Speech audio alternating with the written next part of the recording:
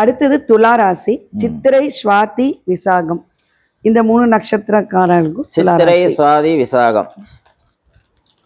சித்திரை அப்பன் தெருவிலே அப்படின்னு ஒரு பழமொழி இருக்கு. சித்திரை மாதம் வந்து ஒரு பிள்ளை பிறந்தா அவங்க அப்பா வந்து தெருவுக்கு போயிடுவாருன்னு சொன்னால் அப்புறம் எல்லாரும் அடிக்க வந்துடுவாங்க. அந்த காலத்து பழமொழி அது. ஓகே. ஆக்சுவலாக என்ன அர்த்தம் அப்படின்னு கேட்டால், சித்திரை நட்சத்திரம் வந்து கடை வீதி.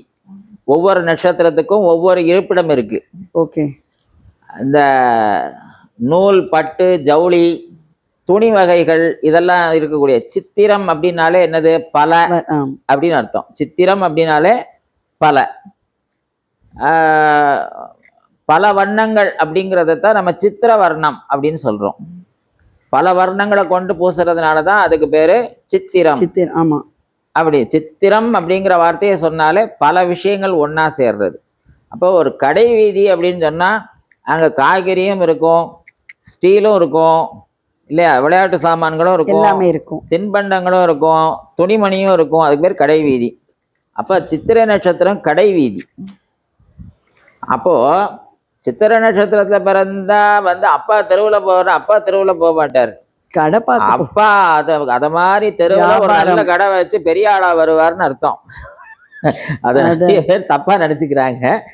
சித்திரை மாசம் சித்திரை நட்சத்திரத்துல பிறந்த எத்தனையோ பேர் கோடீஸ்வரங்களா இருக்காங்க. சித்திரை மாசம் சித்திரை நட்சத்திரம் தான் வந்து நம்ம சித்திரை தேரோட்டம் திருவிழா நடத்துறோம் இல்லையா, பௌர்ணமி அன்னைக்கு வரும். அன்னைக்கு தான் திருவிழா நடத்துவோம். அப்போ இந்த சித்திரை மாதம் இப்போ ஆல்ரெடி இந்த வருஷம் இப்போ பிறக்கும் போதே என்ன விஷயம் அப்படின்னா, துளாராசியை வந்து குரு பகவான் நேராக பார்த்துடுறார். 6ஆம் இடத்துல சனி பகவான் ஸ்ட்ராங்காக உட்கார்ந்துடுறார். அப்போ துளாராசி அன்பர்களில் சித்திரை நட்சத்திரத்தில் பிறந்தவங்க, விசாக நட்சத்திரத்தில் பிறந்தவங்க, இந்த 2 பேருக்கும் வியாபாரத்திலையும் பொருளாதாரத்திலையும் எவ்வளோ எதிர்ப்பு இருந்ததோ அத்தனை எதிர்ப்பும் விலகி, என்னென்னலாம் வந்து கோர்ட்டு கேஸ் வழக்கு எல்லாம் இருந்ததோ அதெல்லாம் விலகி, ஏன்னா புதுசாக இன்னும் புதிய தொழில்களும் கூடுதலாக பண்ணி புது பார்ட்னர்ஸ் எல்லாம் உருவாகி பெரிய லெவலுக்கு இன்னும் நல்ல நிலைக்கு போகிறாங்க.